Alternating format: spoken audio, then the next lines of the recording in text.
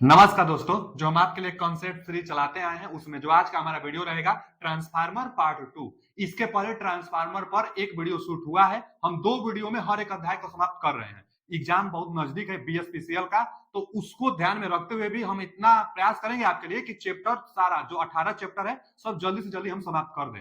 तो ट्रांसफार्मर से पहले डीसी जो और एसी का बाइंडिंग होता है, बाइंडिंग पर डीसी मशीन में जो डीसी जनरेटर, डीसी मोटर सब हम समाप्त कर दिए हैं। आप जाइए प्लेलिस्ट में और क्रम से देख लीजिए। इंपोर्टेंट क्वेश्चन में हम सोल्यूशन करा दिए हैं। तो चलिए ट्रांसफार्मर पार्ट 2। इस वीडियो में हम लोग जितना कुछ पढ़ने वाले हैं सब थ्योरी से रिलेटेड होगा और बहुत ज्यादा इंपोर्टेंट, हर एक पॉइंट बोर्ड पर लिखा हुआ एक एक पॉइंट किसी ना किसी एग्जाम में आया हुआ है। बस इतना आप समझ लीजिए। तो एकदम ध्यान से आप पढ़िएगा, जो हम बताएंगे आपको उसको समझने का प्रयास करिएगा। तो ट्रांसफार्मर जो पार्ट 2 है वीडियो, तो सबसे पहला टॉपिक जहां से हम कल छोड़े थे उसके आगे कि difference between core type, shell type और बैरी टाइप। जो ट्रांसफार्मर होता था हम बताए थे कि कोर के आधार पर तीन प्रकार का ट्रांसफार्मर होता है। कौन कौन? तो एक होता है कौन, देखिए ये जो है ना कोर टाइप, इसी को ज्यादातर लोग पढ़ाते हैं ना, जो कोर बनाया जाता है और इस पर यहां पर एक बाइंडिंग करते हैं हम लोग। एक बाइंडिंग कहां करते हैं, देखिए इसका हम कलर ब्लू कलर का ले लेते हैं, यहां पर एक बाइंडिंग करते हैं हम लोग। ठीक, देखिए जो कोर टाइप पढ़ाते हैं ना, यहां पर एक बाइंडिंग की जाती है और एक बाइंडिंग यहां पर की जाती है। और लोड से जोड़ेंगे तो सेकेंडरी बाइंडिंग, इधर सोर्स से जोड़ेंगे तो प्राइमरी बाइंडिंग हम लोग कहते थे। तो वही यह कोर टाइप है ट्रांसफार्मर। फिर यहां पर सेल टाइप, सेल टाइप में क्या होता है, कोर तो होता है इसमें भी, लेकिन इसमें जो बाइंडिंग की जाती है ना सिर्फ बीच वाले में बाइंडिंग की जाती है, किनारों पर बाइंडिंग नहीं की जाती है। एक बैरी टाइप जो होता है इसमें बहुत ज्यादा कोर होता है। तो अब सुनिए, इन तीनों में डिफरेंस से रिलेट करके पूछता है। पहला क्वेश्चन यह पूछता है कि कोर टाइप ट्रांसफार्मर में मैग्नेटिक फ्लक्स की पाथ कितना होता है, तो सिर्फ एक होता है। देखिए यहां से हम लोग ना क्या करेंगे कि जब सप्लाई देंगे, एसी एसी पर ट्रांसफार्मर काम करता है क्योंकि डीसी में फ्रीक्वेंसी जीरो, तो मैग्नेटिक जो फ्लक्स होगी चेंजिंग नेचर का नहीं हो पाएगा इसलिए। तो एसी सोर्स जब इसको हम लोग देंगे तो यहाँ पर कोर पर मैग्नेटिक फील्ड लाइंस बनाएगी, यही मैग्नेटिक फील्ड लाइंस इस सेकेंडरी वाइंडिंग पर पहुंचती है। तो क्या एक ही रास्ता है ना मैग्नेटिक फ्लक्स के लिए? इसमें कितना रास्ता है, इसमें जब बीच में हम लोग बाइंडिंग करेंगे तो देखिए कुछ फ्लक्स इधर से भी जाएगी या कुछ फ्लक्स इधर से भी जाएगी। तो जो सेल टाइप होता है इसमें मैग्नेटिक फ्लक्स की पाथ दो होती है। अब बैरी टाइप में जितना कोर है सब मैग्नेटिक फ्लक्स के लिए पाथ है, तो बहुत ज्यादा पाथ होता है बैरी टाइप में। ठीक है जी। अब आगे, जब इसमें मैग्नेटिक फ्लक्स की पाथ एक ही है तो जाहिर सी बात है कि इसमें ना लीकेज फ्लक्स ज्यादा होगा। लीकेज फ्लक्स ज्यादा तो इफिशियंसी इसका कम, तो हम लिखे लेस इफिशियंसी। क्यों? क्योंकि लीकेज इसमें ज्यादा होता है, लीकेज फ्लक्स ज्यादा क्योंकि एक ही फ्लक्स पाथ है। अच्छा, इसमें थोड़ा सा ज्यादा इफिशियंसी होगा इसके अपेक्षा, इसलिए क्योंकि इसमें दो दो मैग्नेटिक फ्लक्स पाथ है, तो लीकेज फ्लक्स कम होगा, तो इफिशियंसी इसका थोड़ा अच्छा होता है। फिर आगे बैरी टाइप है, तो बैरी टाइप में क्या होता है ना कि और अच्छा इफिशियंसी होता है क्योंकि इसमें मैग्नेटिक फ्लक्स पाथ और ज्यादा है, तो लीकेज फ्लक्स इसमें बहुत कम होता है। अच्छा, इनका रेटिंग की अगर बात किया जाए तो यह जो कोर टाइप है, बड़े बड़े ट्रांसफार्मर में कोर टाइप ट्रांसफार्मर का प्रयोग किया जाता है, हाई रेटिंग के लिए इसका प्रयोग किया जाता है। एमवीए में इसका रेटिंग देते हैं, जो हाई हाई अमाउंट में रेटिंग के लिए प्रयोग किया जाता है बड़े बड़े ट्रांसफार्मरों में कोर टाइप का होता है। अब आगे होता है सेल टाइप ट्रांसफार्मर। तो यह बहुत बड़ा नहीं, यह छोटे छोटे ट्रांसफार्मर के रूप में बनाए जाते हैं। यह आप देखे होंगे कि जितना इलेक्ट्रॉनिक इक्विपमेंट भी लगाए जाते हैं, छोटे छोटे जो इक्विपमेंट होते हैं उनमें जो ट्रांसफार्मर लगता है यही लगता है। ज्यादातर यह सिंगल फेज का बनाया जाता है और यह थ्री फेज में भी बनाया जा सकता है। सिंगल फेज में यह भी होता है लेकिन थ्री फेज में भी इसको हम लोग बना सकते हैं। तो इसकी इफिशियंसी के लिए हम बता दें। और बाइंडिंग के लिए देखिए जो, अच्छा इसका प्रयोग कहां किया जाता है, तो इसका प्रयोग ना इलेक्ट्रॉनिक इक्विपमेंट में किया जाता है। घरों में और खिलौनों में इसका नहीं प्रयोग किया जा सकता है। इसका जो प्रयोग किया जा सकता है इलेक्ट्रॉनिक इक्विपमेंट जो होता है वहां पर इसका प्रयोग किया जाता है। अच्छा जी, इसका प्रयोग इलेक्ट्रॉनिक में किया जाता है और बहुत कम है, इसका मतलब यूजेज है, बहुत ज्यादा इसका यूजेज नहीं है। बाइंडिंग का तरीका आप देखिए, बाइंडिंग से भी सवाल पूछता है। बाइंडिंग से यह पूछता है कि इस पर तो ठीक है जी, इस पर एक बाइंडिंग होगा, इस पर एक बाइंडिंग होगा, और किधर यो हाई वोल्टेज साइड होगा, किधर यो लो वोल्टेज साइड होगा। तो इस पर जो बाइंडिंग होती है ना सिलेंड्रिकल बाइंडिंग हम लोग कहते हैं। लेकिन सिलेंड्रिकल बाइंडिंग, और जो इस पर जो बाइंडिंग होती है सैंडविच बाइंडिंग कहते हैं। सैंडविच बाइंडिंग, आप सैंडविच खाए भी होंगे, जैसे देखे होंगे कि जैसे सैंडविच क्या मिलता है कि बीच में ना जैसे ऊपर ऊपर और नीचे मटेरियल उसका मेन होता है, बीच में क्या मलाई उलाई सब भरी जाती है। तो सैंडविच का मतलब कि लेयर बाय लेयर उसमें परत बनाई जाती है।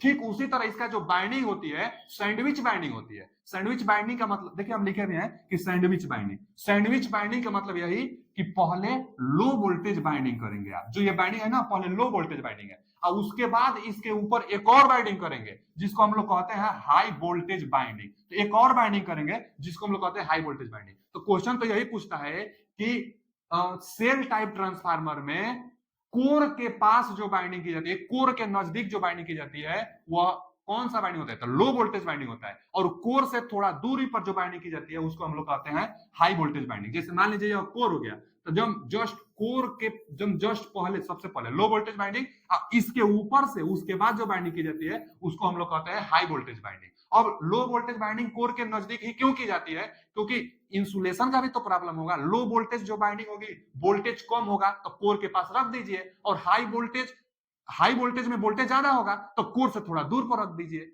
अच्छा, एरिया से भी एक क्वेश्चन पूछता है कि जिस पर बाइंडिंग सेल टाइप में जिस पर बाइंडिंग की जाती है, जिस कोर पर बाइंडिंग की जाती है उसकी एरिया कितना होता है? तो किनारों पर जो कोर होते हैं उनके योग के बराबर इसका एरिया होता है। मतलब अगर ये जितना होगा इसका डबल कर देंगे तो ये होगा। अच्छा, ये जितना होगा डबल, ये दोनों आपस में बराबर, लेकिन बीच वाला जो कोर होगा उसका एरिया होगा इन दोनों के योग के बराबर होता है, मतलब बीच में एरिया ज्यादा होता है। अच्छा, और क्वेश्चन क्या पूछता है? इसी से ज्यादा क्वेश्चन पूछता है। और क्वेश्चन क्या पूछता है? कितने लिंब होते हैं और कितने योग होते हैं?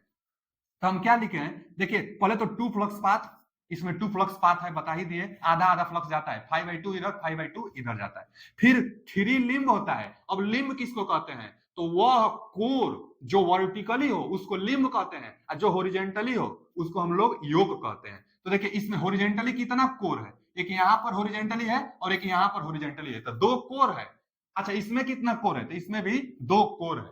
अच्छा, अब लिंब कितना है? तो लिंब का मतलब जो वर्टिकली हो, तो वर्टिकली देखिए एक यहाँ पर कोर है, एक यहाँ पर कोर है और एक यहाँ पर कोर है। तो जो कोर वर्टिकली होता है उसको लिंब कहते हैं। इसमें 3 लिंब होता है, इसमें 2 ही लिंब होता है। देखिए एक बाइंडिंग तो यहाँ की गई है, एक बाइंडिंग यहाँ की गई है, यही कोर टाइप का जो होता है। तो इसमें 2 लिंब भी है और 2 योक भी है। तो 2 लिंब 2 योक, इसमें 3 लिंब होता है और 2 योक होता है। इसमें तो बहुत ज्यादा है क्योंकि बहुत ज्यादा इसमें कोर मटेरियल होता है। ये तो 3 लिंब हो गया। अब फिर डिफिकल्ट टू रिपेयर, इसका रिपेयर करना थोड़ा डिफिकल्ट होता है। आप ही सोचिए सैंडविच बाइंडिंग है, मतलब यह अंदर बाइंडिंग की जाती है। जैसे यह ट्रांसफार्मर है ना, तो किनारों पर बाइंडिंग रहती है कोर टाइप में, तो इसका आसानी से रिपेयर हो जाता है। लेकिन सेल टाइप का रिपेयर आसानी से नहीं हो पाएगा, क्योंकि जो बीच में जो कोर होगा इस पर बाइंडिंग करते हैं तो पहले लो वोल्टेज बाइंडिंग करेंगे, इसी के ठीक ऊपर हाई वोल्टेज बाइंडिंग करेंगे। तो लो वोल्टेज बाइंडिंग में कुछ गड़बड़ हो जाएगा तो कैसे आप रिपेयर कर पाएंगे?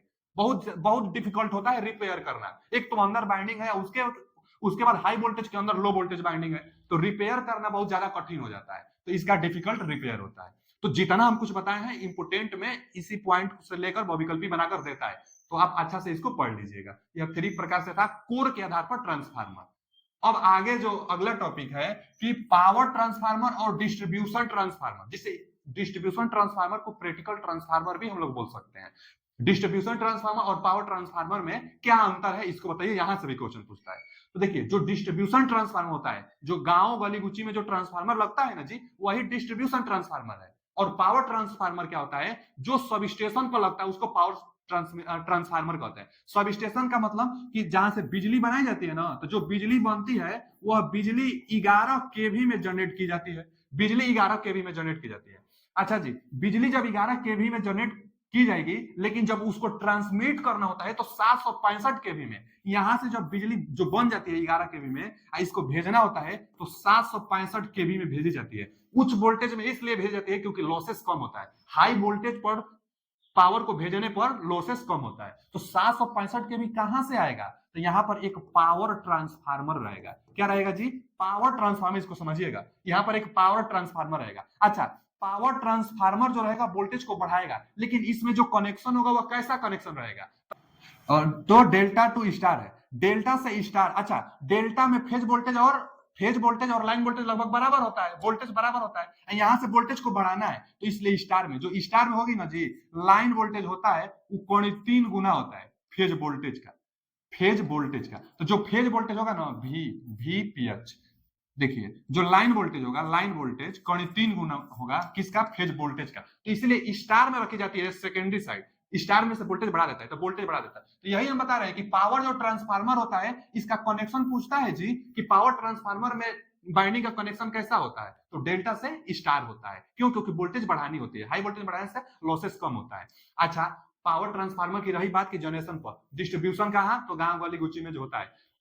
लेकिन डिस्ट्रीब्यूशन का जो कनेक्शन होता है कैसा होता है, देखिए डिस्ट्रीब्यूशन का भी कनेक्शन होता है, तो यही कनेक्शन होता है, क्योंकि डिस्ट्रीब्यूशन ट्रांसफार्मर में न्यूट्रल पॉइंट चाहिए, तो न्यूट्रल पॉइंट चाहिए, तो यहाँ भी जो कनेक्शन होगी कैसा होगी, तो डेल्टा से स्टार में होगी। स्टार में न्यूट्रल पॉइंट मिलता है, न्यूट्रल पॉइंट देना होता है, तो इसका भी कनेक्शन देखिए, डिस्ट्रीब्यूशन जो पावर को डिस्ट्रीब्यूट की जाती है वहां पर, तो इसका भी कनेक्शन पूछता है, तो यही बताएंगे क्यों, मतलब स्टार में क्यों सेकेंडरी साइड होती है, क्योंकि न्यूट्रल पॉइंट आपको चाहिए, तो डेल्टा से स्टार कनेक्शन होता है डिस्ट्रीब्यूशन का भी। और ऑलवेज स्टेप डाउन ट्रांसफार्मर होता है, क्योंकि वोल्टेज को घटाएगी, इसके पास जो वोल्टेज आती है वो 11 केवी का आती है, 11 केवी 33 केवी का आती है, उसको डाउन करके बिजली बांटी जाती है, तो यह हमेशा डिस्ट्रीब्यूशन ट्रांसफार्मर स्टेप डाउन होता है। उसके बाद दिया एक टैप चेंजर यूज, तो tap changer use distribution transformer में की जाती है, पावर ट्रांसफार्मर में टैप चेंजर का प्रयोग नहीं किया जाता है। टैप चेंजर पिछला वीडियो में हम बताए, आप जाकर देख लीजिए, टैप चेंजर वोल्टेज रेगुलेट करता है, 5% तक वोल्टेज को रेगुलेट कर सकता है टैप चेंजर। उसके बाद आता है रेटिंग केवीए में, तो डिस्ट्रीब्यूशन का जो डिस्ट्रीब्यूशन ट्रांसफार्मर होता है, इसका रेटिंग केवीए में होता है, जबकि पावर जो ट्रांसफार्मर होता है, इसका रेटिंग एमवीए में होता है, एमवीए में होता है, मतलब बहुत ज्यादा, मेगा वोल्ट एम्पियर ना, यहाँ किलो वोल्ट एम्पियर केवीए में है, और ये जबकि मेगा वोल्ट एम्पियर में होता है। तो उम्मीद है समझ में होगा, यहाँ से यही क्वेश्चन पूछता है जो दो चार हम बताए, पावर ट्रांसफार्मर और डिस्ट्रीब्यूशन ट्रांसफार्मर से रिलेट करके। डिस्ट्रीब्यूशन ट्रांसफार्मर जो बिजली डिस्ट्रीब्यूट की जाती है, सेकेंडरी साइड स्टार में होता है, क्योंकि न्यूट्रल पॉइंट लेनी होती है। आगे आइडियल ट्रांसफार्मर, तो देखिए ना, आइडियल ट्रांसफार्मर वह ट्रांसफार्मर होता है जिसमें लॉसेस होता ही नहीं है, जिसमें लॉसेस नहीं होता है वही आइडियल ट्रांसफार्मर कहलाता है। मतलब कि जो कोर बनाएंगे प्रैक्टिकली जो ट्रांसफार्मर होता है ना, उसमें ना लॉसेस हो जाती है, जैसे जो कोर मटेरियल होता है मैग्नेटाइजिंग, कुछ मैग्नेटाइज होने में कुछ लॉसेस करता है, और कुछ लेमिनेटेड करते हैं तो ईडी करंट लॉसेस हो जाती है। तो अगर आइडियली ट्रांसफार्मर रहेगा तो लॉसेस होगा ही नहीं, तो वही हम लिखे पहला बात कि आइडियली ट्रांसफार्मर है तो नो लॉसेस। देखिए प्रैक्टिकली संभव नहीं है कि कोई आइडियल ट्रांसफार्मर बना दे, क्योंकि ट्रांसफार्मर जिस कोर का आप बनाएंगे, जिस जिस वायर से आप बाइंडिंग करेंगे, कुछ ना कुछ रेजिस्टेंस जरूर होगा और लॉसेस कुछ ना कुछ जरूर होगी। लेकिन माना जाता है कि आइडियली ट्रांसफार्मर यदि अगर बन जाती है तो कब कहलाएगी, तो कब कहलाएगी, नो लॉसेस रहेगा। अच्छा, जब नो लॉसेस है तो इसका मतलब कि इफिशियंसी 100% रहेगा। पूछ देता है कि आइडियल ट्रांसफार्मर का इफिशियंसी कितना होना चाहिए, तो 100% होना चाहिए। लॉसेस कितना, तो नो लॉसेस होना चाहिए। फिर आगे नो बाइंडिंग रेजिस्टेंस, वही तो बात है कि बाइंडिंग का रेजिस्टेंस नहीं होना चाहिए, इसीलिए लॉसेस जीरो, लॉसेस नहीं होनी चाहिए।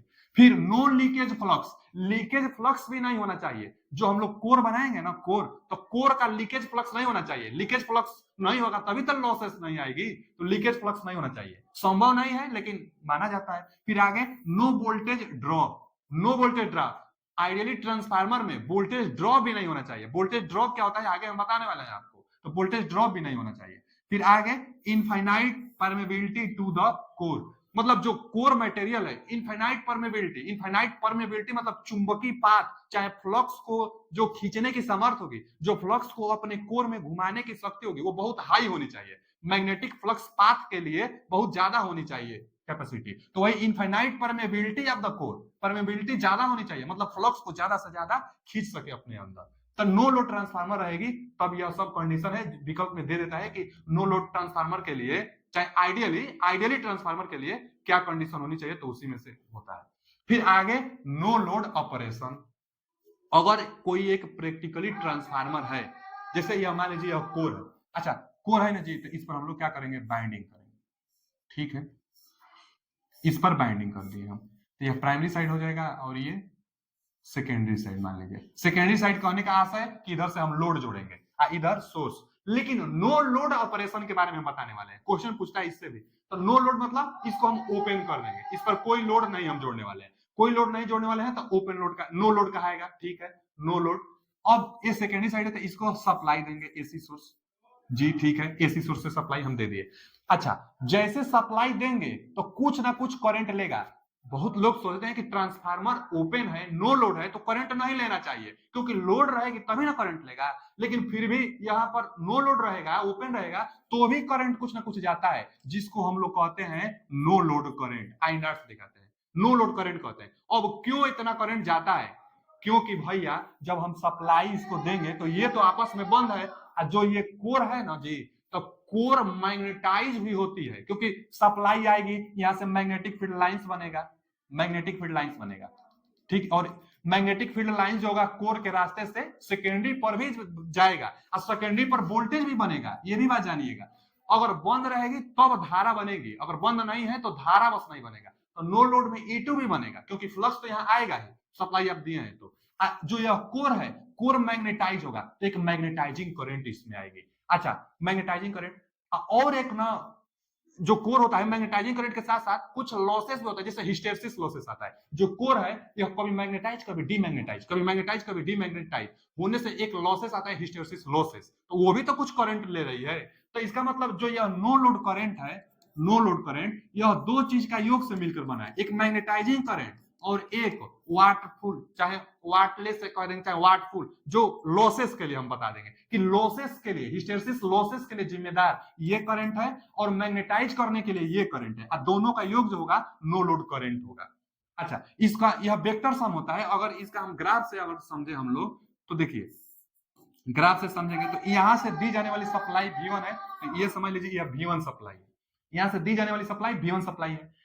अब सुनिए, मैग्नेटाइजिंग करंट जो होती है IM, जो मैग्नेटाइज करती है सर्किट को, यहां बनाए थे कोई बात नहीं, जो मैग्नेटाइजिंग करंट होती है वो मैग्नेटाइज करते हैं, तो वो कैसा, देखिए हम यहाँ पर आपको वो बना देते हैं, एक इसका इक्विवेलेंट सर्किट बना देते हैं, इक्विवेलेंट सर्किट। यहां से V1 सप्लाई देंगे, यहां से नो लोड करंट जा रही है। अच्छा, जब नो लोड करंट जाएगी ना बाबू, तो दो में बटेगी। अब देखिए यहां पर एक हम इंडक्टर बना रहे हैं और यहां पर एक रेजिस्टेंस बना रहे हैं। अब ऐसा क्यों कर रहे हैं, ऐसा क्यों, यहाँ पर रेजिस्टेंस क्यों, क्योंकि ये जो एक वाटफुल है कंपोनेंट, वाटफुल कंपोनेंट का मतलब कि लॉसेस कर रही है, तो लॉसेस हमेशा रजिस्टर में होता है, इसलिए यहाँ पर IW लॉसेस के लिए। इंडक्टर और कैपेसिटर लॉसेस जीरो बताता है, क्योंकि पावर फैक्टर उसका कितना 90 थीटा 90 अंश हो जाता है, तो इसलिए जीरो पावर आ जाता है। तो इंडक्टर पावर को लॉसेस नहीं बताएगी, हम मैग्नेटाइजिंग करंट को बताएगी, इसलिए इंडक्टर लिख रहे हैं और यहाँ पर लिख लेंगे IM। मैग्नेटाइजिंग करंट हमेशा इंडक्टर में होता है, मैग्नेटाइज का गुण, और लॉसेस का गुण हमेशा रजिस्टर में होता है, और दोनों अलग अलग होती है, इसलिए पैरेलल में हम बनाए हैं, सीरीज में नहीं बनाए हैं, दोनों पैरेलल में, क्योंकि अलग अलग होता है, और दोनों का जो योग होगा वही नो लोड करंट होगी। यहां से जो आ रही है यही नो लोड करंट आ रही है, जो कि दो में बट रही है। अब इसका हम फेजर डायग्राम बनाना चाहते हैं, तो V1 वोल्टेज जो सप्लाई देंगे उसको हम यहां लिख ले रहे हैं। अब मैग्नेटाइजिंग करंट इंडक्टर है ना, तो वोल्टेज से इंडक्टर 90 डिग्री पीछे होता है, तो 90 डिग्री पीछे, 90 डिग्री पीछे क्या होता है, मैग्नेटाइजिंग करंट, तो यहाँ IM हम लिख लिए हैं, वोल्टेज से 90 डिग्री पीछे मैग्नेटाइजिंग करंट। अच्छा, है क्या है, रजिस्टर है, रजिस्टर में जो करंट आती है, जो लॉसेस में करंट आएगी, जिसके कारण लॉसेस हो रही है, करंट आएगी, वह वोल्टेज के सेम फेज में होता है। रजिस्टर में जो धारा जाएगी वोल्टेज के सेम फेज में, तो वोल्टेज के सेम फेज में रजिस्टर में धारा, तो इसका मतलब कि जो IW होगी, वाटफुल कंपोनेंट जो होगा, जो लॉसेस कंपोनेंट होगा, वह फेज के सेम फेज में होगा। अच्छा, अब इसमें क्या पूछता है, अगर इसको अगर देखा जाए, तो इन दोनों का रिजल्टेंट तो नो लोड करंट है ना, इन दोनों का रिजल्टेंट नो लोड करंट, तो नो लोड करंट इन दोनों का रिजल्टेंट, तो रिजल्टेंट कैसे बनता है कि पैरेलली रेखा खींचकर और यहां से मिला देंगे, तो यही क्या आता है, यही नो लोड करंट आता है। तो इसका फेजर डायग्राम देख लिए हम कि वाटफुल कंपोनेंट था, यहाँ पर मैग्नेटाइजिंग करंट था, और दोनों का रिजल्टेंट ये वाला जो लाइन है यह नो लोड करंट है। तो क्वेश्चन यह पूछता है कि नो लोड करंट कैसे निकलेगा, यह दोनों देकर, तो देखिए अब तो यहां से आप निकाल लेंगे कि जो नो लोड करंट होगी I नॉट का वर्ग बराबर इसका, I नॉट का वर्ग बराबर, I नॉट का वर्ग बराबर इसका वर्ग प्लस इसका वर्ग। अच्छा, इसका मान कैसे आएगा, तो यहीं से देख लीजिए, जो IW है, चाहे जो ये है I नॉट है, I नॉट अगर, अच्छा ये वाला चलिए पहले इसको हम लोग कहते हैं फाई नॉट। फाई नॉट क्या बताएगा, तो no load power factor angle बताएगा, क्यों, क्योंकि पावर फैक्टर एंगल धारा और वोल्टेज के बीच में मेजर की जाती है, तो नो लोड करंट यह है I नॉट और यह है वोल्टेज, तो वोल्टेज और धारा के बीच में जो एंगल होगा यही पावर फैक्टर एंगल होगा। अब पावर फैक्टर एंगल कितना होता है, तो इसका जो मान होगा, यह पूछता है क्वेश्चन, तो 75 अंश से ज्यादा, पावर फैक्टर एंगल का मान 75 अंश से ज्यादा होता है और 90 अंश से कम होता है, 90 अंश से कम होता है और 75 अंश से ज्यादा, यह no load power factor angle का मान होता है। तो अब नो लोड पावर फैक्टर कितना हो जाएगा जी, तो पावर फैक्टर बराबर कास फाई नॉट होता है, एंगल 75 और 90, हम लोग जानते हैं कास 90 का मान 0 होता है, तो जीरो से कुछ कम है, जीरो से अब 90 से कुछ कम है तो जीरो से मतलब कुछ थोड़ा सा ज्यादा, तो कितना आता है 10.2 अथवा 10.3 ये देगा, अथवा ये देता है 10.2 अथवा 10.3। नो लोड पावर फैक्टर का मान, और no load power factor angle का मान 75 से 90 अंश, जब मान भरेंगे तो इतना ही मान आता है। फिर आगे अगर आगे ये देखा जाए ना कि जो आई नॉट है इसका कंपोनेंट ये बताइए, आई डब्ल्यू आ रहा है, तो आई थीटा के दिशा में जो कंपोनेंट बनता है cos थीटा, और थीटा के जो विपरीत बनता है sin थीटा। यानी अगर हम आई डब्ल्यू पूछे आपसे, आई डब्ल्यू पूछे तो इसी के कंपोनेंट बस cos थीटा लगा लीजिए क्योंकि थीटा के दिशा में है, तो आई नॉट cos फाई नॉट, क्योंकि थीटा के दिशा में ये है ना तो cos लग जाता है इसके साथ, तो आई नॉट cos। अच्छा अगर थीटा के विपरीत में हम पूछे तब, अगर इसका मान पूछे तब, मैग्नेटाइजिंग करंट का पूछे तब, तो अगर थीटा इधर है और थीटा के हम विपरीत पूछ रहे हैं तो साइन लगता है, तो यानी आई नॉट के साथ साइन लग जाता है, साइन फाई नॉट लग जाता है, इसके साथ sine phi naught I M का मान, और थीटा की दिशा में जाएंगे तो cos लग जाता है। इन दोनों का वर्ग करके जोड़ दीजिए, इसका वर्ग करके आप जोड़ेंगे आई डब्ल्यू का स्क्वायर प्लस इसका वर्ग करके जोड़ेंगे आई एम का स्क्वायर, इसका वर्ग करके जोड़ेंगे तो आई नॉट स्क्वायर तो दोनों में जाएगा, कॉमन तब कर लीजिए इसको, यहाँ क्या बचेगा cos square phi naught plus sine square phi naught, इसका मान 1 होता है तो आई नॉट का मान कितना निकल कर आ जाएगा अंडर रूट में, आई नॉट का मान अंडर रूट में आएगा आई डब्ल्यू का वर्ग प्लस आई एम का वर्ग। तो देखिए यह भी बहुत इंपॉर्टेंट है, क्वेश्चन पूछता है और क्या करता है कि यही ट्रिक पूछ लेगा, नहीं तो मैग्नेटाइजिंग करंट और वाटफुल कंपोनेंट दोनों करंट देकर और नो लोड करंट पूछ देगा, चाहे एक करंट देकर एक कोई पूछ देगा, तो यह भी इंपॉर्टेंट है, तो इसको भी आप जानते रहिएगा, ये दोनों इंपॉर्टेंट है, इस फॉर्मूला को भी आप जानते रहिएगा। उसके बाद नो लोड पर पावर फैक्टर कितना होता है, पावर जो फेजर डायग्राम है यहाँ से देख लीजिएगा, पावर फैक्टर एंगल देख लीजिएगा, दोनों कंपोनेंट होते हैं, तो यही इस नो लोड ऑपरेशन से इंपोर्टेंट था, जो कि इस पावर फैक्टर एंगल से बहुत ज्यादा क्वेश्चन पूछता है कि पावर फैक्टर एंगल और ये इसका मान पूछता है। चलिए आगे चलते हैं, जो अगला टॉपिक है वोल्टेज रेगुलेशन क्या है, वोल्टेज रेगुलेशन किसे कहते हैं, तो वोल्टेज रेगुलेशन पहले होता क्या है, तो जो ट्रांसफार्मर है कितना वोल्टेज में फ्लक्चुएशन हो रहा है उसी को वोल्टेज रेगुलेशन कहते हैं। मतलब कि हम लोग घरों में जो सप्लाई आ रही है, कभी 220 वोल्ट आती है, कभी 210 वोल्ट आती है, कभी 200 वोल्ट आती है, कभी 180 वोल्ट आती है, कभी कभी 300 वोल्ट भी आ जाती है, माने वोल्टेज में इतना जैसे चेंज हो रहा है इसी को वोल्टेज रेगुलेशन कहते हैं। हम लोग चाहेंगे कि वोल्टेज रेगुलेशन का मान कम से कम रहे, वोल्टेज रेगुलेशन जितना कम से कम होगा उतना हम लोगों के लिए अच्छा होगा, क्यों, क्योंकि हम लोग का इक्विपमेंट जलेगा नहीं तो वोल्टेज रेगुलेशन जैसे जैसे वेरी करेगा हम लोग का इक्विपमेंट चल सकता है, कभी 300 वोल्ट, कभी 200 वोल्ट, कभी 180 वोल्ट, वोल्टेज चेंज नहीं होना चाहिए, माने वोल्टेज रेगुलेशन जितना कम होगा उतना अच्छा है। अच्छा कैसे निकालते हैं वोल्टेज रेगुलेशन, तो वोल्टेज रेगुलेशन निकालने के लिए नो लोड पर जितना वोल्टेज होगी, यानी वोल्टेज नो लोड पर माइनस वोल्टेज फुल लोड पर बाटा में वोल्टेज फुल लोड पर गुणे 100 कर देंगे तो परसेंटेज में वोल्टेज रेगुलेशन आ जाएगा, नहीं तो जर्नली यही वोल्टेज रेगुलेशन का ट्रिक लगवाता है। तो voltage regulation no load minus full load बटा में फुल लोड पर वोल्टेज से वोल्टेज रेगुलेशन निकलता है, गुणे 100 कर देने से परसेंटेज में वोल्टेज रेगुलेशन आ जाता है। वोल्टेज रेगुलेशन वोल्टेज में जितना चेंज हो रही है उसी को वोल्टेज रेगुलेशन कहते हैं। हम लोग चाहेंगे कि वोल्टेज रेगुलेशन का मान कम से कम हो। अच्छा जी यहां से पूछ देता है तब तो ठीक है, लेकिन एक फॉर्मूला यह भी पूछता है कि वोल्टेज रेगुलेशन में निम्न में कौन सा फॉर्मूला होगा, ये देगा अथवा ये देगा, इसलिए हम इसको भी लिख दिए हैं। वोल्टेज रेगुलेशन का formula I2 R equivalent cos phi plus minus I2 X E2 sin phi बटा में V2। V2 क्या है, सेकेंडरी साइड का जो टर्मिनल वोल्टेज होगा उसको हम लोग V2 कहते हैं। अच्छा और 2 जहां लिखेगा सेकेंडरी साइड का और 1 जहां लिखेगा प्राइमरी साइड का, वोल्टेज में प्राइमरी साइड और सेकेंडरी साइड होता है। इसी को V2 से इसको हम लोग भाग दे देंगे, यहाँ भी तब अगर V2 से भाग देंगे ना तो देखिए आई आर और बटा में यहां से भी दिया गया है, तो इसको हम लोग पर यूनिट कहते हैं रेजिस्टेंस के लिए, रेजिस्टेंस है इसलिए पर यूनिट रेजिस्टेंस का, और यहां दे देंगे रिएक्टेंस है इसलिए रिएक्टेंस का पर यूनिट वैल्यू, पीयू मतलब पर यूनिट, पीयू मतलब पर यूनिट, तो रेजिस्टेंस है तो रेजिस्टेंस का पर यूनिट और पर यूनिट, तो ये दोनों सेम फॉर्मूला है, बस यहाँ पर वोल्टेज है यहाँ पर वोल्टेज नहीं है। अब क्वेश्चन ये पूछता है कि लीडिंग के लिए कितना होगा और लैगिंग के लिए कितना होगा, तो जब प्लस दिया रहता है यह लैगिंग के लिए फॉर्मूला बताता है, केवल लैगिंग अगर नाम ले लेगा तो माइनस उसमें मत लगाइएगा, अगर लीडिंग नाम ले लेगा तो फिर माइनस अब लगाइएगा। लीडिंग के लिए वोल्टेज रेगुलेशन का फॉर्मूला, तो लीडिंग के लिए माइनस लगेगा। अच्छा जी लीडिंग पावर फैक्टर के लिए voltage regulation R cos phi minus X sin phi होगा और लैगिंग के लिए प्लस होगा।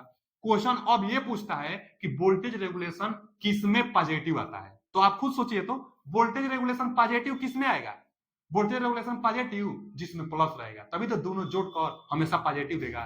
तो लैगिंग में क्वेश्चन पूछता है कि किस पावर फैक्टर पर वोल्टेज रेगुलेशन हमेशा पॉजिटिव मिलेगा, तो लैगिंग पर, क्योंकि लैगिंग पर प्लस रहेगा तो कुछ ना कुछ दोनों का मान रहेगा तो जुटेगा ही, जब दोनों जुटेंगे तो प्लस में मान मिलेगा, तो लैगिंग पर वोल्टेज रेगुलेशन पॉजिटिव मिलता है। अच्छा, अब माइनस किस पर, लीडिंग पर, तो जब लीडिंग पावर फैक्टर है, जब लीडिंग पावर फैक्टर है तो मान क्या आ सकता है, तो पॉजिटिव भी आ सकता है। कब पॉजिटिव आएगा, मान लीजिए जब माइनस है तो यह ज्यादा रहेगा और यह कम रहेगा तो पॉजिटिव मिल जाएगा, तो माने लीडिंग में पॉजिटिव मिल सकता है।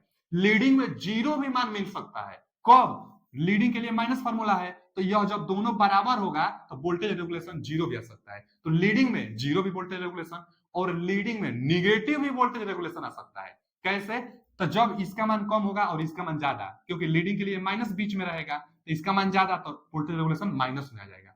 तो माने वोल्टेज रेगुलेशन किस पावर फैक्टर पर पॉजिटिव, निगेटिव और जीरो तीनों संभव है, तो लीडिंग में। क्वेश्चन ये पूछेगा कि निगेटिव वोल्टेज रेगुलेशन किस पावर फैक्टर पर संभव है, तो लीडिंग पर। और आप बस ध्यान दीजिएगा कि पॉजिटिव निगेटिव जीरो लीडिंग में और लैगिंग में हमेशा पॉजिटिव। एक क्वेश्चन और पूछता है ये कि वोल्टेज रेगुलेशन जीरो होने के लिए क्या शर्त है, वोल्टेज रेगुलेशन जीरो होने के लिए, तो आप खुद निकालेंगे। जब वोल्टेज रेगुलेशन जीरो होगा यहाँ पे, तो ये वाला भाग इधर आएगा। देखिए, वोल्टेज रेगुलेशन जीरो के लिए शर्त क्या, वोल्टेज रेगुलेशन जीरो होगा, जब वोल्टेज रेगुलेशन जीरो हो जाएगा तो ये वाला पार्ट इधर आ जाएगा।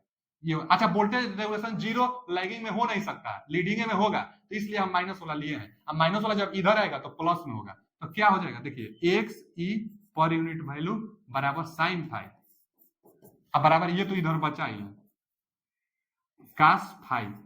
अब यहां से ना कास फाई को इसके बटा में बुलाइए, तो साइन फाई अब बटा में आएगा कास फाई, इधर यह है आर इक्विवेलेंट वाला, चाहे पर यूनिट मान में, अब बाटा में एक्स इसके बाटा में चला जाएगा, एक्स पर यूनिट मान में। अब साइन फाई और कास फाई को हम लोग क्या कहते हैं, टेन फाई कहते हैं। तो टेन फाई बराबर आर बटा में एक्स, शर्त है वोल्टेज रेगुलेशन जीरो होने के लिए, यहाँ जीरो करके हमने निकाल लिया है। तो वोल्टेज रेगुलेशन जीरो होने के लिए ये शर्त कोई कोई बार यह पूछ चुका है, आर बटा में एक्स, आर बटा में एक्स टेन फाई बराबर, कई बार फाई बराबर पूछता है तो टेन इनवर्स इधर लगा देंगे, फाई बराबर पूछेगा तो टेन इनवर्स आर बटा में एक्स लगा। अगला जो टॉपिक है लॉसेस इन ट्रांसफार्मर। जो ट्रांसफार्मर होती है उसमें लॉसेस कितना प्रकार से होता है, तो जो ट्रांसफार्मर होता है उसमें लॉसेस दो प्रकार से होता है। कौन कौन, तो एक होता है आयरन लॉस, आयरन इसी को कोर लॉस भी कहते हैं, कोर लॉस, आयरन अथवा कोर लॉस। और दूसरा जो होता है कापर लॉस होता है, कापर लॉस होता है, कापर लॉस। जो कापर लॉस होता है ना, यह बाइंडिंग में की जाती है, मतलब जो यह लॉसेस होता है जो बाइंडिंग की जाती है उसमें होती है, तो यह कापर लॉसेस होती है। और उसके बाद आयरन लॉस, जो कोर होता है, कोर पर जो लॉसेस होती है उसको आयरन लॉस कहते हैं। जो आयरन लॉस होता है यह एक कांस्टेंट लॉसेस है, कांस्टेंट लॉसेस। जो कापर लॉस होता है इसको हम लोग वेरिएबल लॉसेस कहते हैं। पूछता है यह क्वेश्चन, तो यह वेरिएबल लॉसेस है कापर लॉस, और आयरन चाहे कोर लॉस जो होते हैं कांस्टेंट लॉसेस होता है। जो आयरन चाहे, अब पहला टॉपिक हम पढ़ने वाले हैं आयरन लॉस। जो आयरन अथवा जो कोर लॉस होगा यह दो चीजों के योग से मिलकर बनता है। कौन कौन दो चीज होता है, तो जो आयरन लॉस होगी, देखिए पीआई से हम आयरन लॉस को डिनोट करेंगे, तो जो पीआई होगा यह दो चीज से मिलकर, एक तो ईडी करंट लॉसेस और दूसरा हिस्टेरेसिस लॉसेस। हिस्टेरेसिस लॉसेस और ईडी करंट लॉसेस दोनों के योग से मिलकर बनता है आयरन लॉसेस, आप जानते रहिएगा। अच्छा, हिस्टेरेसिस लॉसेस क्या होता है, तो हिस्टेरेसिस लॉसेस लेमिनेटेड कोर में जो करंट फ्लो होने लगती है उससे एक ईडी करंट लॉसेस बनती है, तो उसी को eddy current losses. Hysteresis losses क्या होता है, कोर जो होता है कभी मैग्नेटाइज कभी डीमैग्नेटाइज होने लगता है, उसके कारण जो लॉसेस होती है हिस्टेरेसिस लॉसेस होता है। इन दोनों का योग आयरन लॉस कहलाता है। अब आगे जो हम टॉपिक लिए हैं कोर लॉस, तो कोर लॉस से यही क्वेश्चन पूछता है, कोर लॉस क्या है, एक फिक्स लॉसेस है, तो इससे यही क्वेश्चन पूछता है कि यदि V by F ratio constant है तो ईडी करंट, देखिए यह कोर लॉस जो होता है ना पीआई, आप समझते रहिएगा कि पीई प्लस पीएच, मतलब eddy current losses hysteresis losses दोनों के योग को आयरन लॉस कहते हैं। और जो यही पीई होगा यह फ्रीक्वेंसी के वर्ग के अनुक्रमानुपाती होता है, और जो पीएच होगा, पीएच मतलब जो हिस्टेरेसिस लॉसेस होगा वह फ्रीक्वेंसी के अनुक्रमानुपाती होता है। यह कब शर्त है, जब V by F ratio constant है तब। अच्छा, जब कांस्टेंट नहीं है तब क्या होगा, तो जब V by F ratio not constant है। अच्छा, फॉर्मूला भी देख लीजिए, ईडी करंट का फॉर्मूला ये होता है और हिस्टेरेसिस करंट का फॉर्मूला ये होता है। लेकिन सवाल ये है कि V by F not constant रहेगा तब ईडी करंट किस पर निर्भर करेगा, तो तब वोल्टेज के वर्ग पर निर्भर करेगा। जो सप्लाई वोल्टेज होगी ना उसके वर्ग पर निर्भर करता है ईडी करंट। हिस्टैरिसीस करंट किस पर निर्भर करेगा, तो हिस्टैरिसीस जो करंट होगी वह वोल्टेज के भी 1.6 माने वोल्टेज पर भी निर्भर करेगी और फ्रीक्वेंसी पर भी निर्भर करेगी। अब फ्रीक्वेंसी पर कितना होता है तो 10.6 होता है। बस आप इतना जान लीजिए, या तो रिवीजन क्लासेस है तो बस इतना जान लीजिए कि जब V by F ratio not constant है तो हम लोग कहेंगे कि जो हिस्टैरिसीस लॉसेस होगी वोल्टेज फ्रीक्वेंसी दोनों पर निर्भर करेगी, और ईडी करंट लॉसेस वोल्टेज के बस वोल्टेज पर निर्भर करता है, फ्रीक्वेंसी पर निर्भर नहीं करता है। क्वेश्चन यही पूछा है एक बार का कि जब V by F ratio constant नहीं है तो ईडी करंट फ्रीक्वेंसी पर निर्भर करता है कि नहीं, तो नहीं करता है। चाहे किस पर निर्भर नहीं करता है, तो फ्रीक्वेंसी पर निर्भर ईडी करंट लॉसेस नहीं करता है। इन दोनों का योग ही क्या होता है, आयरन लॉस चाहे कोर लॉस कहलाता है। अच्छा, यहां अगर हम लोग देखेंगे कि V बाई जो एफ रेशियो होता है यह कहां से आया, तो देखिए जो E बराबर होता है ना, चाहे V बराबर हम लोग कहते हैं 4.44 फाई एफ और एन, तो टर्न है, टर्न फिक्स होता है। जो ये फ्लक्स है ये कोई जरूरी नहीं कि कितना फ्लक्स होगा, और एफ फ्रीक्वेंसी भी होती है। तो अगर V बाई एफ करेंगे ना, यहीं से V बाई एफ हम बता रहे हैं, E चाहे V दोनों सेम है, तो V बटा में यह बराबर क्या बच रहा है यहाँ पर 4.44 एफ और एन बच रहा है। तो अगर देखा जाए बाबू तो एन तो कांस्टेंट खुद होता है, V बाई जो एफ होगा वह अनुक्रमानुपाती होता है फ्लक्स का। तो जब V बाई एफ कांस्टेंट है तो इसका मतलब फ्लक्स कांस्टेंट है, और जब फ्लक्स कांस्टेंट है तो इसका मतलब B कांस्टेंट है। अब B जब कांस्टेंट है तो मैग्नेटाइजिंग करंट भी कांस्टेंट है। तो कोई भी टर्म आपको एग्जाम में जोड़कर बोल सकता है, बोलेगा क्या कि मैग्नेटाइजिंग करंट कांस्टेंट है, तो आप समझिएगा कि V बाई एफ कांस्टेंट है। चाहे फ्लक्स डेंसिटी कांस्टेंट है, चाहे फ्लक्स कांस्टेंट है, तो हम लोग V बाई एफ कांस्टेंट है। और जब V बाई एफ कांस्टेंट होगा तो फ्रीक्वेंसी पर या दोनों निर्भर करेंगे, वोल्टेज पर नहीं। और जब V बाई एफ कांस्टेंट नहीं होगा तो यह वोल्टेज पर और यह वोल्टेज फ्रीक्वेंसी दोनों पर हिस्टैरिसीस लॉस से निर्भर करता है। यह आयरन चाहे कोर लॉस से जानकारी थी। अब आइए कॉपर लॉस पर। आयरन चाहे कोर लॉस कांस्टेंट लॉसेस था, अब आइए कॉपर लॉस पर। तो जो कॉपर लॉस होता है यह एक वेरिएबल लॉसेस होता है, वेरिएबल लॉसेस।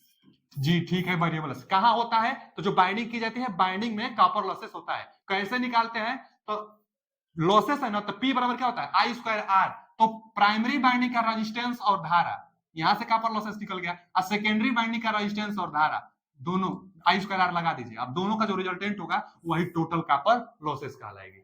अच्छा, एक और बहुत इंपॉर्टेंट फॉर्मूला आता है यहां से कि अगर किसी लोड पर, जैसे आधा लोड पर, 50% लोड पर, 60% लोड पर कुछ अपना वो परसेंटेज दे, 3/4 चाहे 1/2 हाफ लोड पर अपना जब वो लोड दे और उस पर आपसे कॉपर लॉसेस पूछे, तो ये फॉर्मूला लगाएंगे। देखिए एम क्या है, एम को हम लिखे हैं लोड रेशियो, कितना लोड पर आपसे पूछ रहा है, तो एम लोड रेशियो, तो जितना लोड पर पूछेगा उस लोड पर पीसी मतलब कॉपर लॉसेस, जिस लोड पर पूछेगा उस लोड पर कॉपर लॉसेस बराबर उस लोड का वर्ग, जो लोड रेशियो देगा उसका वर्ग गुणे पीसी क्या है यहाँ पर, तो फुल लोड पर कॉपर लॉस।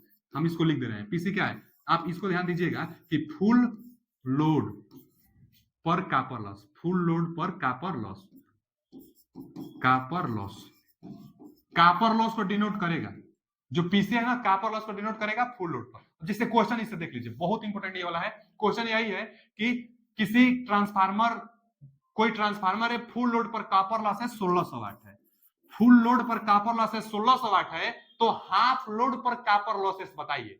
तो हाफ लोड पर तो यही फॉर्मूला लगाएंगे, हाफ लोड पर कॉपर लॉसेस पूछा है, कितना पर पूछा है, हाफ लोड पर पूछा है आपसे, तो हाफ लोड का मतलब 1/2 होता है, तो यहाँ पर 1/2 का वर्ग करेंगे तो 1/4। अब फुल लोड पर कॉपर लॉसेस दिया था कि 1600 फुल लोड पर कॉपर लॉसेस है, यहाँ से कटा देंगे तो कितना रहा है 400 वाट आ रहा है, तो 400 वाट हो जाएगा कॉपर लॉसेस। तो देखिए कॉपर लॉसेस घट गया, तो कॉपर लॉसेस लोड पर डिपेंड करता है, फुल लोड पर 1600 वाट था और हाफ लोड पर 400 वाट आ गया, तो कॉपर लॉसेस बदलता है। निकालने के लिए फॉर्मूला यही है, फुल लोड पर यहाँ पर कॉपर लॉसेस रहेगा और जितना पर पूछेगा, जैसे हम हाफ लोड पर पूछे तो एम का मान 1/2 रखिएगा। देखिए एम का मान 1/2 का मतलब क्या होता है 50%, चाहे हाफ लोड। लेकिन यही आपसे पूछ देगा कि 75% पूछ सकता है आपसे 75%, तो 75% का मतलब क्या होता है 3/4 होता है, 75% मतलब 3/4, 25% का मतलब 1/4, तो आप 25% कहेगा तो आप बाटा में उसको मान रखिएगा एम का मान और यहाँ पर रख दीजिएगा, फुल लोड पर देगा आप कॉपर लॉसेस निकाल लेंगे। तो यही था कॉपर लॉसेस से जानकारी, जो कि यह बहुत ज्यादा इंपॉर्टेंट था।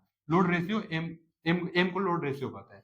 आगे इफिशियंसी से रिलेटेड है, जो ट्रांसफार्मर होगी इफिशियंसी से रिलेटेड। तो देखिए उसकी तो पहले रेटिंग जो दर्शाई जाती है ना, V2I2 ऑपरेंट पावर जो हम बताए थे, V2I2 वोल्टेज और धारा गुणनफल को ऑपरेंट पावर कहते हैं, तो वोल्ट एम्पियर। लेकिन केवीए में डिनोट करने के लिए 1000 से भाग दे देते हैं, तो 1000 से भाग दे देंगे तो अब क्या आ जाएगा केवीए में, यह रेटिंग दर्शाने के लिए था। लेकिन इफिशियंसी का जो फॉर्मूला होता है वह क्या होता है, आउटपुट बटा में इनपुट। किसी भी मशीन का अगर हम लोग निकालते हैं इफिशियंसी, तो आउटपुट बटा में इनपुट। अब आउटपुट कितना मिलता है, तो जो एक्टिव पावर होता है V2I2 cos फाई, यही आउटपुट होता है। इनपुट क्या होता है, तो जितना आउटपुट गया है वो आउटपुट, प्लस में लॉसेस, यह दोनों लॉसेस है। यह आयरन लॉस है पीआई का मतलब, और आई स्क्वायर आर इक्विवेलेंट का मतलब कॉपर लॉसेस है।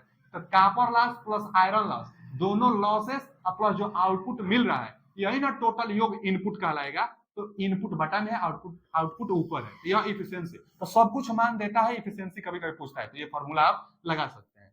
फिर आगे इससे इफिशियंसी से ज्यादा महत्वपूर्ण क्वेश्चन ये पूछता है कि भैया मैक्सिमम इफिशियंसी कब होगी, तो जब वेरिएबल लॉसेस, जब कांस्टेंट लॉसेस चाहे वेरिएबल लॉसेस दोनों कांस्टेंट लॉसेस के बराबर हो जाए, माने आयरन लॉस कॉपर लॉस के बराबर हो जाए। कॉपर लॉस वेरिएबल लॉसेस है, जब वेरिएबल लॉसेस कॉपर लॉसेस के बराबर हो जाएगी, जब वेरिएबल लॉसेस कॉपर लॉसेस के बराबर हो जाएगी तो मैक्सिमम इफिशियंसी होगा।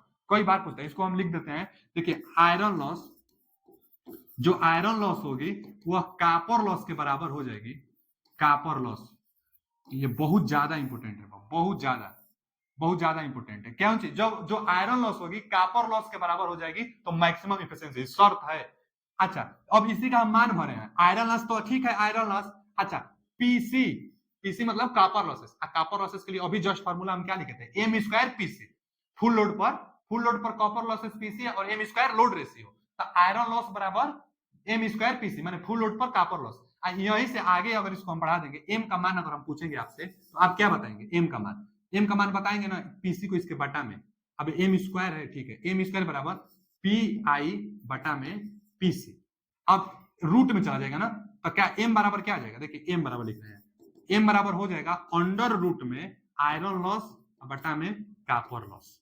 तो यह भी एक शर्त है, एकदम सेम इसी से तो आया है। अगर इतना भी देकर अब मैक्सिमम इफिशियंसी आपसे पूछ रहा है किस लोड पर मैक्सिमम इफिशियंसी होगा, तो आयरन लॉस बटा में कॉपर लॉस अंडर रूट में निकाल लीजिएगा तो यही, क्योंकि एकदम वही तो शर्त है, आयरन लॉस कॉपर लॉस के बराबर है, कॉपर लॉस का मान भरे हैं, यहां से एम का मान निकाले तो ये फॉर्मूला आया है। तो ये भी पूछ सकता है, ये भी दे सकता है आपसे।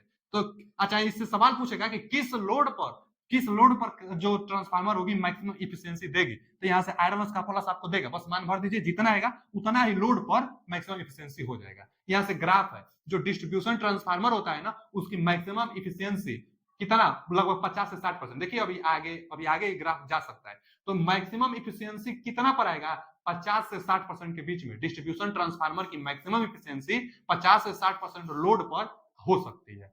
तो यहाँ पर इफिशियंसी से महत्वपूर्ण था, जो कि सबसे ज्यादा महत्वपूर्ण ये और आयरन लॉस कॉपर लॉस के बराबर होगी तो मैक्सिमम इफिशियंसी आएगा, सबसे ज्यादा इंपॉर्टेंट यही था। चलिए आगे आते हैं। आगे जो है टेस्टिंग से रिलेटेड, ट्रांसफार्मर में जो टेस्टिंग की जाती है वो 3 प्रकार से टेस्टिंग की जाती है। कौन कौन, एक ओपन सर्किट टेस्ट, दूसरा शॉर्ट सर्किट टेस्ट, और तीसरा शॉर्पनर टेस्ट चाहे बैक टू बैक टेस्ट, चाहे इसी को हीट रन टेस्ट भी कहते हैं। तो जो ओपन सर्किट टेस्ट होगा, ओपन सर्किट टेस्ट, और जो शॉर्ट सर्किट टेस्ट होगा, तो open circuit test no load पर करेंगे ना, लोड नहीं रहेगा तभी तो ओपन, नो लोड पर। जो शॉर्ट सर्किट होगा, जो सेकेंडरी साइड होगा उसको शॉर्ट कर देंगे। और शॉर्पनर चाहे जो बैक टू बैक टेस्ट होता है, इसमें दो ट्रांसफार्मर का प्रयोग किया जाता है। जैसे देखिए यहाँ पे यह क्या है, उधर खुला है, ओपन सर्किट का मतलब कि खुला है, तो यह ओपन सर्किट टेस्ट हो गया। अच्छा सवाल यह पूछता है कि ओपन सर्किट टेस्ट से क्या चीज का निर्धारण किया जाता है, किस चीज को फाइंड किया जाता है, तो जो ओपन सर्किट टेस्ट होगी यहां से किसका, हम लोग आयरन चाहे कोर लॉस का निर्धारण करते हैं। और जो शॉर्ट सर्किट टेस्ट होगी, हम लिख भी देते हैं यहां से copper loss. Short circuit test यह है, कैसे पता चला, देखिए ना शॉर्ट किया गया है, ना, तो शॉर्ट सर्किट टेस्ट है। तो शॉर्ट सर्किट टेस्ट से कॉपर लॉस डिनोट कर दो, बहुत ज्यादा पूछता है, copper loss, short circuit test से कॉपर लॉस, और ओपन सर्किट टेस्ट से आयरन लॉस, आयरन चाहे कोर लॉस। सवाल यह पूछता है कि जो ओपन सर्किट टेस्ट होगी किस साइड को ओपन किया जाता है, हाई वोल्टेज साइड को ओपन, इसमें लो वोल्टेज साइड को शॉर्ट किया जाता है शॉर्ट सर्किट टेस्ट में। क्यों, क्योंकि शॉर्ट सर्किट टेस्ट में लो वोल्टेज में करंट ज्यादा होता है, करंट ज्यादा होने के कारण इसको शॉर्ट कर देते हैं, ताकि बहुत ज्यादा करंट होगा तो उधर हम कुछ काम नहीं कर पाएंगे ना, करंट का बहुत ज्यादा है तो। इधर हाई वोल्टेज साइड में करंट का मान कम है, तो हाई वोल्टेज साइड में सारा equipment voltmeter, ammeter, wattmeter लगाई जाती है। इसी वाट मीटर से copper losses denote, short circuit test में जो वाट मीटर होगा कॉपर लॉसेस दे देगा, और जो ओपन सर्किट होगी इसमें जो वाट मीटर होगा यह आयरन लॉस देगा। अब जो वाट मीटर लगाएंगे इसकी जो पावर फैक्टर होगी लो पावर फैक्टर होगी, इसमें जो शॉर्ट सर्किट टेस्ट में जो वाट मीटर लगाएंगे यह यूनिटी, लगभग में यूनिटी पावर फैक्टर के आसपास इसका पावर फैक्टर होना चाहिए, यूनिटी पावर फैक्टर के आसपास। अब एक और सवाल पूछता है कि जो शॉर्ट सर्किट होता है, हाई वोल्टेज साइड शॉर्ट, मतलब लो वोल्टेज साइड शॉर्ट की जाती है और हाई वोल्टेज साइड पर इक्विपमेंट लगाई जाती है, तो सप्लाई कितना दी जाती है, यहां से देखिए ना, रेगुलेट करके सप्लाई दी जाती है।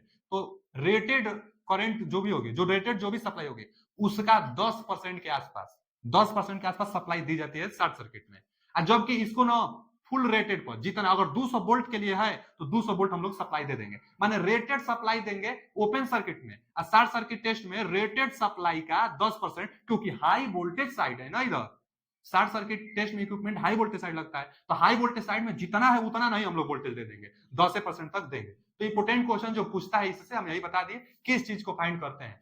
और अब एक ये बात है कि इससे केवल कांस्टेंट लॉस ज्ञात की जाती है, मतलब केवल आयरन चाहे कोर लॉस, इससे केवल कॉपर लॉस, लेकिन जस्ट इसी के बाद जो शॉर्पनर टेस्ट आएगा यह दोनों लॉसेस दे देता है, मतलब आयरन लॉस कॉपर लॉस दोनों एक ही में दे देगा, यह ज्यादा बेहतर है। इसको क्या कहते हैं हम लोग, तो शॉर्पनर टेस्ट, चाहे बैक टू बैक टेस्ट। अब इसमें दो दो ट्रांसफार्मर लगा होता है, इसमें दो दो, जो ट्रांसफार्मर का प्राइमरी साइड होगा वह सप्लाई के साथ पैरेलल में होता है, जो सेकेंडरी साइड होगा ट्रांसफार्मर का तो यह आपस में सीरीज में होता है। देखिए तो दो समान रेटिंग का ट्रांसफार्मर होता है और सेकेंडरी साइड आपस में सीरीज में होता है, प्राइमरी साइड उसके साथ पैरेलल में होता है। इसको क्या कहते हैं, तो शॉर्पनर परीक्षण कहते हैं। यह क्या चीज निर्धारण करता है, तो इफिशियंसी बताता है ट्रांसफार्मर का, और कितना टेम्परेचर ट्रांसफार्मर का बढ़ सकता है, टेम्परेचर राइज को बताता है, मतलब टेम्परेचर फाइंड आउट करने के लिए, टेम्परेचर निर्धारण करने के लिए शॉर्पनर टेस्ट का प्रयोग करते हैं। इसमें दो ट्रांसफार्मर होता है, ठीक है, शॉर्पनर टेस्ट। आगे आते हैं, जो अगला टॉपिक है, when secondary refer to primary side, मतलब जो ट्रांसफार्मर होता है एक तो प्राइमरी साइड होता है एक सेकेंडरी साइड होता है, तो सेकेंडरी साइड के रेजिस्टेंस को, वोल्टेज को, करंट को प्राइमरी साइड में भी लाया जा सकता है सर्किट को हल करने के लिए। तो कैसे लगाएंगे, किस फॉर्मूले से, तो इस फॉर्मूले से, रेजिस्टेंस, इंपेडेंस, रिएक्टेंस, माने ओम जिसका भी मात्रक होता है ओम वाला, ये रेजिस्टेंस है, रिएक्टेंस होगा चाहे इंपेडेंस होगा, इसी फॉर्मूले से हम लोग कन्वर्ट करेंगे। ये प्राइमरी साइड का है, और यहाँ पर सेकेंडरी साइड का रेजिस्टेंस जितना होगा, ट्रांसफॉर्मेशन रेशियो, ट्रांसफॉर्मेशन रेशियो क्या होता है, N2 बटा में N1, अच्छा है E2 बटा में E1। तो ट्रांसफॉर्मेशन रेशियो के वर्ग से भाग देंगे सेकेंडरी साइड के प्रतिरोध में और उसको प्राइमरी साइड में जोड़ देंगे तो इक्विवेलेंट रेजिस्टेंस कहला जाएगा। उसी तरह वोल्टेज जो होता है तो इसमें केवल वर्ग नहीं, इसमें अंतर क्या है कि जब वोल्टेज की बात आएगी तो केवल ट्रांसफॉर्मेशन रेशियो से भाग दे देंगे उसके वोल्टेज में सेकेंडरी साइड के और जोड़ देंगे, और जब करंट की बात होगी तो फिर गुणा कर देंगे। यह फॉर्मूला पूछ लेता है, नहीं तो छोटा सा सवाल पूछ लेता है, सेकेंडरी और प्राइमरी साइड का रेजिस्टेंस देगा, ट्रांसफॉर्मेशन रेशियो देगा, भाग वर्ग से भाग देकर जोड़ देंगे तो रेफर्ड आप कर देंगे। यह क्या था, सेकेंडरी से प्राइमरी साइड में कन्वर्ट किया जा रहा है। अगर प्राइमरी से सेकेंडरी में कन्वर्ट करना होता तो उल्टा कर देते, यहाँ भाग दे रहे हैं तो उतना से ही गुणा करते, यहाँ भाग दे रहे हैं तो उतना से ही गुणा करते, और यहाँ गुणा में है तो यहाँ भाग दे देते। तो बस गुणा में जो है उसको भाग कर देंगे, जो भाग में है तो गुणा कर देंगे। अगर प्राइमरी से सेकेंडरी पूछता तब यहाँ सेकेंडरी को प्राइमरी में ले जाना है, तब ये फॉर्मूला लगा है। चलिए आगे क्या है, अगला जो है ऑटो ट्रांसफार्मर। हम बताए थे कि एक ऑटो ट्रांसफार्मर होता है, ऑटो ट्रांसफार्मर में एक ही वाइंडिंग होती है, इसी वाइंडिंग में कुछ हिस्सा प्राइमरी साइड और कुछ हिस्सा सेकेंडरी साइड उपयोग की जाती है। अगर लोड से जितना पर आप जोड़ेंगे तो यह सेकेंडरी साइड हो जाएगा, जितना सप्लाई से जोड़ेंगे वह प्राइमरी साइड हो जाएगा। जी ठीक है, इसमें देखेंगे कि इलेक्ट्रिकली भी कनेक्टेड है। अब मैग्नेटिक फील्ड लाइंस तो एक ही इसके लिए काम करेंगे, तो मैग्नेटिकली प्लस इलेक्ट्रिकली यह दोनों कनेक्टेड होता है ऑटो ट्रांसफार्मर। इसमें कॉपर मटेरियल की बचत होती है, क्योंकि एक ही बाइंडिंग करनी है तो कॉपर मटेरियल क्या हो जाएगा, कॉपर मटेरियल की बचत हो जाएगी। तो वही हम लिखे हैं कि इसके लिए जो होगा ना transformation ratio low voltage side बटा में हाई वोल्टेज साइड होता है, जबकि डिस्ट्रीब्यूशन जो ट्रांसफार्मर था, टू बाइंडिंग जो ट्रांसफार्मर था, उसके लिए हाई वोल्टेज बटा में लो वोल्टेज होता है ट्रांसफॉर्मेशन रेशियो, जबकि ऑटो ट्रांसफार्मर के लिए transformation ratio low voltage side बटा में हाई वोल्टेज साइड अब लो वोल्टेज और हाई वोल्टेज से भाग दीजिए, जितना आएगा वही ट्रांसफॉर्मेशन रेशियो कहलाएगा। फिर आगे इंडक्टिवली पावर, हम बताए ना कि मैग्नेटिकली भी कनेक्टेड है, जिसको इंडक्टिवली कहते हैं, तो मैग्नेटिकली भी कनेक्टेड है, इलेक्ट्रिकली भी कनेक्टेड है, तो दोनों के कारण कितना पावर आ रहा है इसको देखिए। तो इंडक्टिवली पावर कितना आ रहा है, 1 माइनस के इनपुट जो पावर है गुणा कर लीजिए, जितना आएगा वही होगा इंडक्टिवली पावर, मतलब कितना पावर आउटपुट को दे रहा है इंडक्टिव रूप से।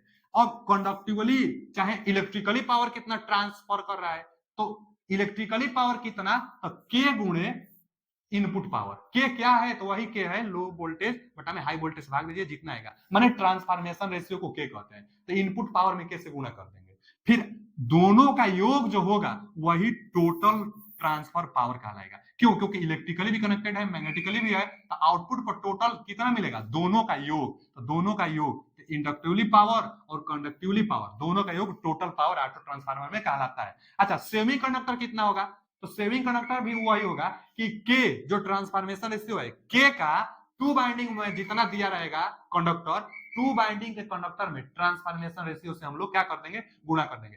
यह के जो होता है ना, इसका मान 1 से कम होता है, देखिए लो वोल्टेज हाई वोल्टेज, तो के का मान 1 से कम में आएगा, जब एक के का मान 1 से कम आएगा तो भाग देंगे तो कुछ मान कम में आएगा, टू बाइंडिंग से कम में आता है।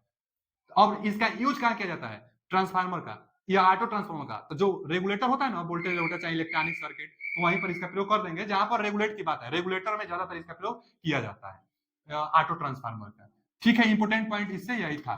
चलिए आगे, आगे क्या है, open delta connection. Open delta connection को एक और नाम से जानते हैं, जिसको हम वीवी कनेक्शन कहते हैं। ओपन डेल्टा, ओपन डेल्टा का मतलब क्या होता है, देखिए डेल्टा का मतलब क्या होगा, यह डेल्टा और यह डेल्टा। ओपन का मतलब कोई एक सिरा ना ओपन कर दीजिए, जैसे जैसे यहां से इसी को ओपन कर दीजिए, इसको ओपन, बस एक टर्मिनल को ओपन कर दीजिए, डेल्टा तो एक, जैसे यहाँ लिखे है ना, देखिए यहां से अगर हम बंद कर देंगे तो डेल्टा डेल्टा, एक वाला सिरा हम ओपन कर दिए तो वीवी कनेक्शन कहलाने लगा है। इसलिए ओपन डेल्टा माने एक एक एक फेज को ओपन करना है, वही लिखा भी गया है कि used when one back of transformer is damage. कोई एक फेज, थ्री फेज होते हैं ना डेल्टा में, कोई एक फेज अगर डैमेज कर जाता है तो भी यूज हम लोग कर सकते हैं इस कनेक्शन के तहत। डेल्टा डेल्टा में अगर है कनेक्शन, एक फेज अगर डैमेज हो गया है तो भी हम लोग उपयोग कर सकते हैं, जिसको वीवी कनेक्शन कहेंगे। एक फेज डैमेज हो जाएगा तब इसका प्रयोग करेंगे।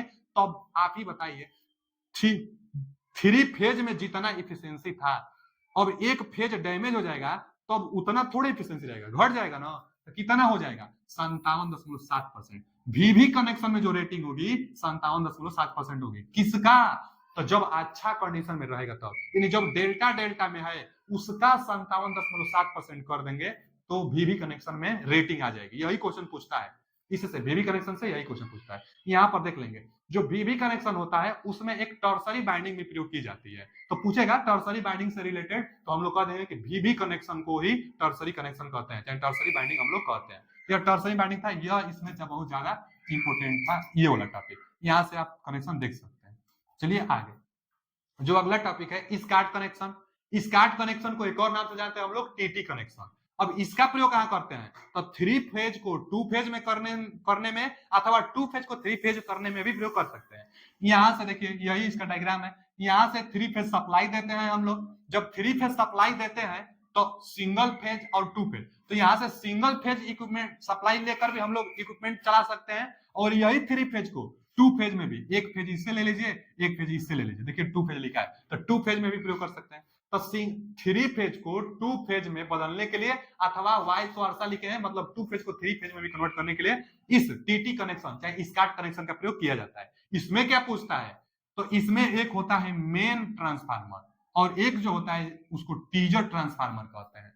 जो टीजर ट्रांसफार्मर होगी, इसमें जो टर्न टैपिंग होगा, जो टर्न का जो टेपिंग होगा, टेपिंग जो होगा वह मेन ट्रांसफार्मर का 86.6%, अच्छा बाटा में देगा तो 2/3, 2/3 टेपिंग किसका, टीजर ट्रांसफार्मर का टेपिंग 86.6 रखा जाता है। टीटी कनेक्शन में टीजर ट्रांसफार्मर का टेपिंग 86.6 रखा जाता है मेन ट्रांसफार्मर की अपेक्षा, और मेन ट्रांसफार्मर का टर्न टेपिंग कितना रखा जाता है, तो 50 टर्न है, मतलब 50% रखा जाता है, ठीक बीच में रखा जाता है। तो टेपिंग कितना पर रखा जाता है, तो 50% पर, यानी दोनों तरफ टर्न बराबर होनी चाहिए। जबकि टीजर ट्रांसफार्मर का टेपिंग कितना रखा जाता है, तो 86.6 पर रखा जाता है। और थ्री फेज को टू फेज में कनेक्ट करने के लिए होता है, थ्री फेज को टू फेज में कनेक्ट करने के लिए टीटी कनेक्शन का प्रयोग किया जाता है। चलिए आगे क्या है, एक वेक्टर ग्रुपिंग आता है। वेक्टर ग्रुपिंग क्या होता है कि अगर आप कनेक्शन कर रहे हैं तो कितना अंश का कोण होता है, यही पूछता है आपसे। देखिए जैसे मान लीजिए कि जो ट्रांसफार्मर है, प्राइमरी डेल्टा में स्टार में कनेक्शन है और सेकेंडरी भी स्टार में है, अथवा प्राइमरी अगर डेल्टा में कनेक्शन है और सेकेंडरी भी डेल्टा में कनेक्शन है, तो एंगल कितना होगा इन दोनों के बीच में, तो 0 अंश अथवा 80 अंश हो सकता है, 0 अथवा 180 अंश, जब दोनों सेम सेम में कनेक्शन होंगे तब। लेकिन अगर पहले डेल्टा में और सेकेंडरी साइड अगर स्टार में कनेक्शन होगा तो 30 अंश लैग का एंगल बनेगा। अगर पहला अगर स्टार में है, दूसरा अगर डेल्टा में है, तो जो 30 अंश बनेगा लेकिन लीड में बनेगा। देखिए इसको याद भी कर सकते हैं आप ना, पहले हमेशा जो पहला है उसको पहले तो आप स्टार को बना दीजिए, यह एक स्टार है और एक स्टार बनाएंगे, पहले एक स्टार है एक और स्टार इसी पर बनाएंगे, तो एंगल 0 ही अंश ना होगा।